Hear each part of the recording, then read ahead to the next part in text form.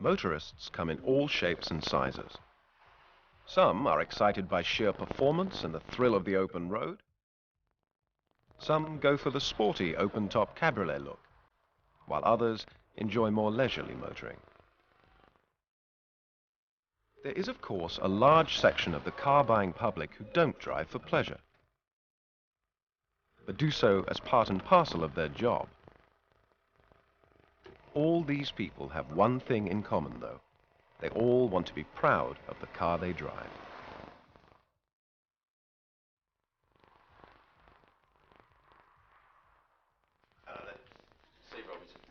Pleased to meet you. When looking to buy a new car, they all study the brochures and check the prices. But the one experience that influences their decision to buy above all else is the visit to your showroom and drive in the demonstrator.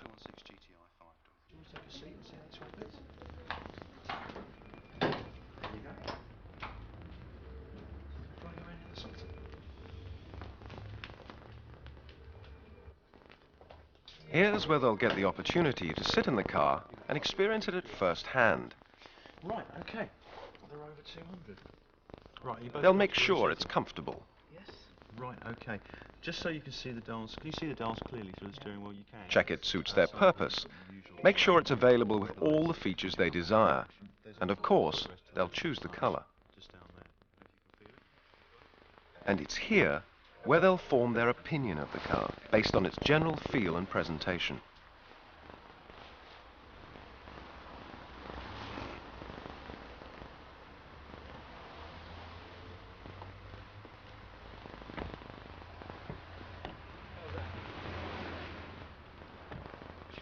Once the customer's made up his mind which vehicle he's going to buy, it's up to all of us to provide him with a vehicle which meets with his expectations, confirms his decision, and reassures him he spent his money wisely.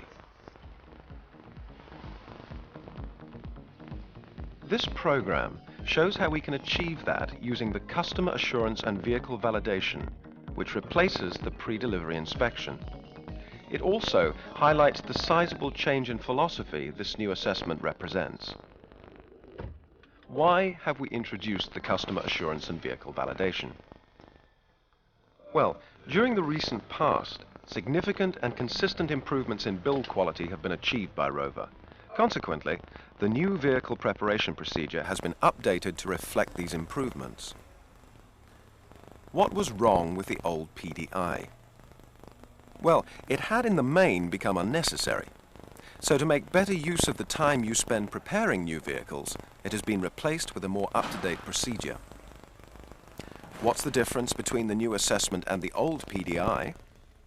Well, instead of spending most of your time over-checking the vehicle's assembly, the new check shifts the emphasis and encourages you to appraise the vehicle from the new owner's point of view.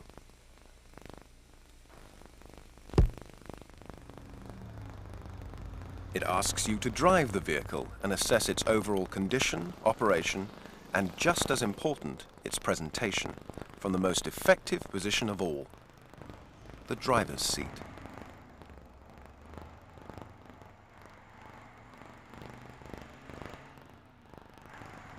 The customer assurance and vehicle validation will become an integral part of the process, designed to help you ensure the vehicle is in A1 condition when it's handed over to its new owner. That process starts here, at Rover's high-tech assembly plants, where it's everyone's aim and responsibility to maintain and constantly improve upon the already high standards of build quality. Each and every vehicle is assembled and individually set up by skilled operators using specialist equipment. This ensures every vehicle is passed for dispatch in a complete and consistent condition. The next stage in the procedure occurs when the vehicle is delivered to you.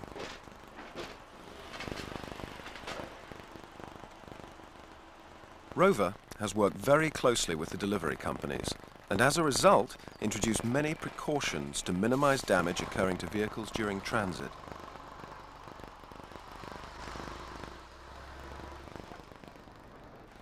Even so, due to the nature of the transportation, checking the vehicle off the transporter when it arrives at your premises still remains an important part of the process.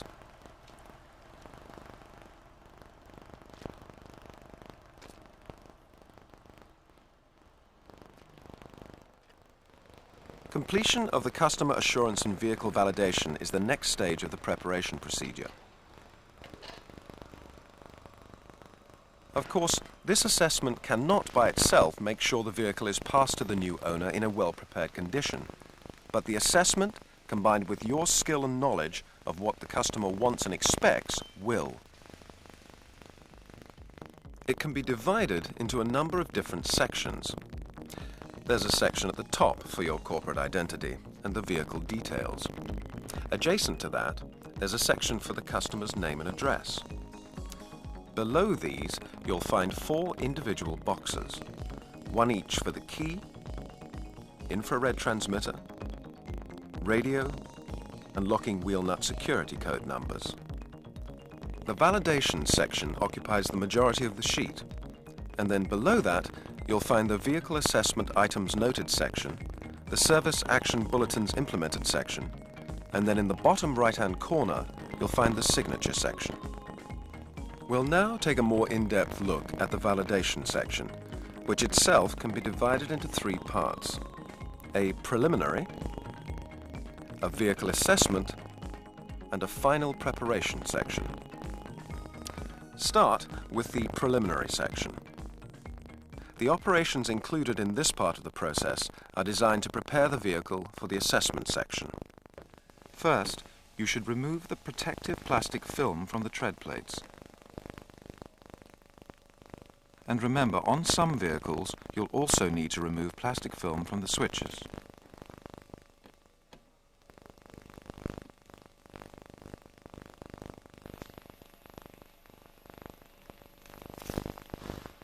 Next, you should remove any plastic and foam protection from outside of the vehicle, including the plastic sill covers. Then inspect the paintwork for obvious damage.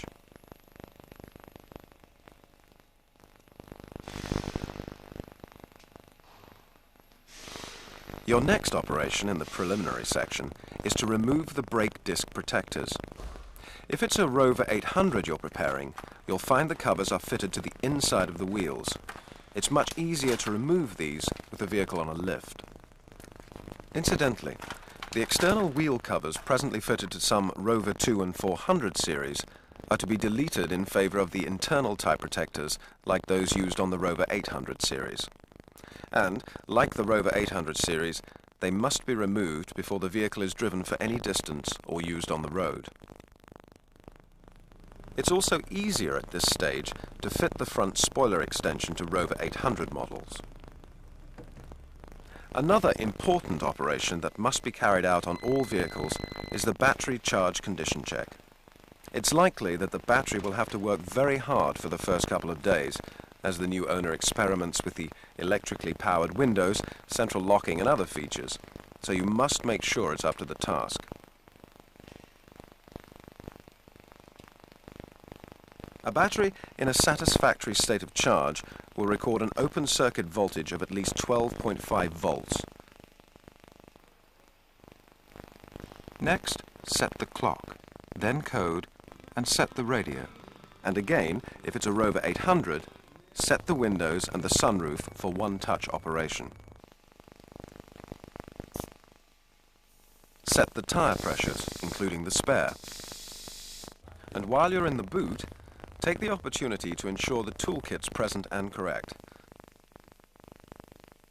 And finally, when necessary, fit the wheel trims and hubcaps. Next comes the vehicle assessment section, the road test. During this part of the check, try to imagine you're the new owner, driving the vehicle for the very first time, and assess it with this firmly in mind.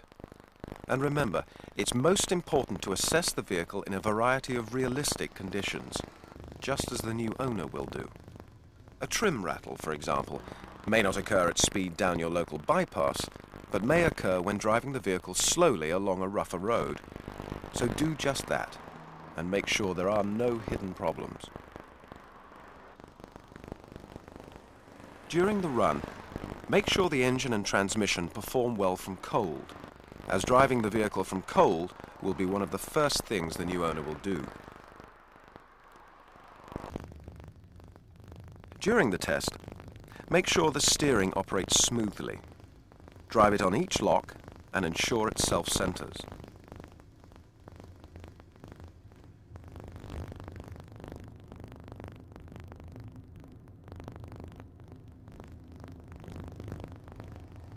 Similar checks should be made to the front and rear suspension, remembering the objective of the assessment is to approve the vehicle and make certain it will meet the customer's expectations. Sleeping policemen are useful real-life test beds for suspension and shock absorbers.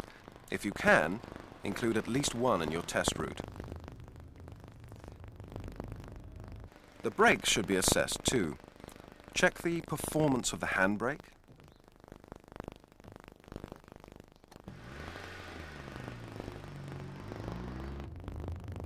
and check the foot brake for a balanced, noise-free operation.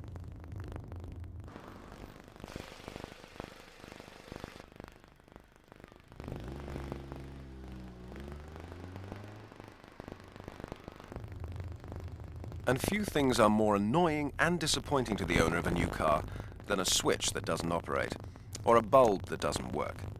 So make sure all the electrical items function correctly. Go through them all systematically.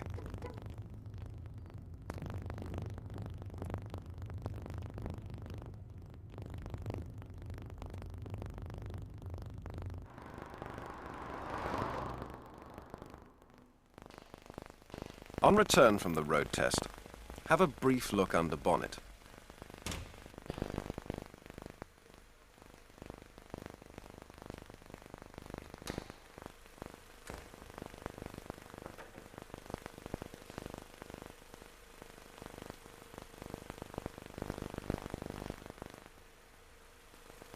If you do expose a problem, then it will have to be recorded and rectified as before. But before you do, just reconsider and make certain your concern warrants adjustment or replacement.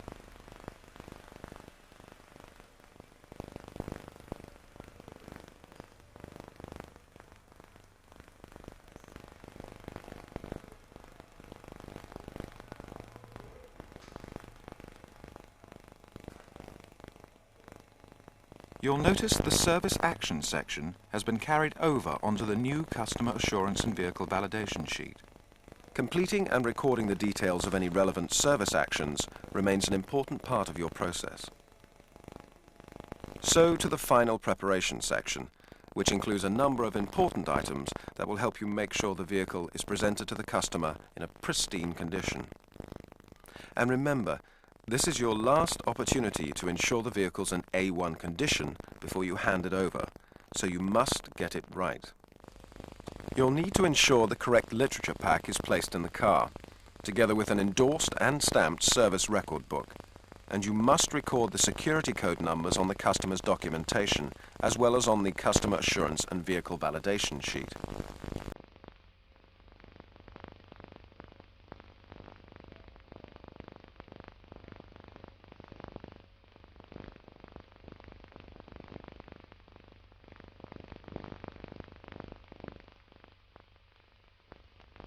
Next comes one of the most important operations of the whole procedure, the full valet.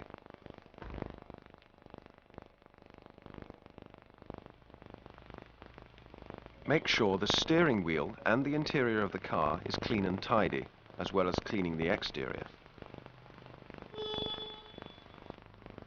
When you've given it your seal of approval, demonstrate your genuine commitment to your customer by attaching a completed customer assurance guarantee.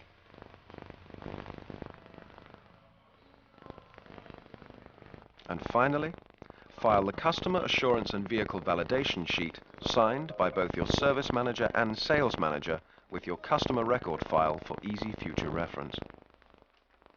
And once you've completed the validation procedure, you can be confident that the vehicle will meet your customer's expectations. Let's just recap on the process of providing a customer assured vehicle. Vehicles produced by Rover are built to an exacting standard and are dispatched to you in a complete and consistent condition.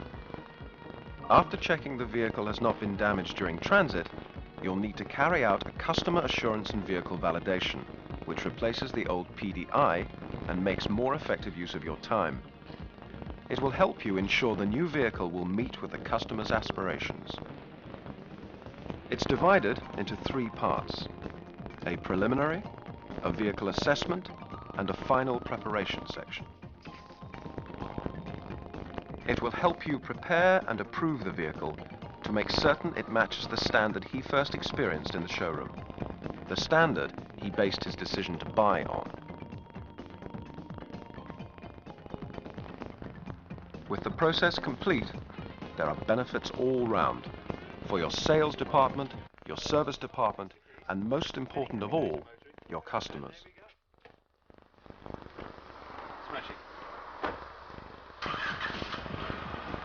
The Customer Assurance and Vehicle Validation, helping you achieve extraordinary customer satisfaction.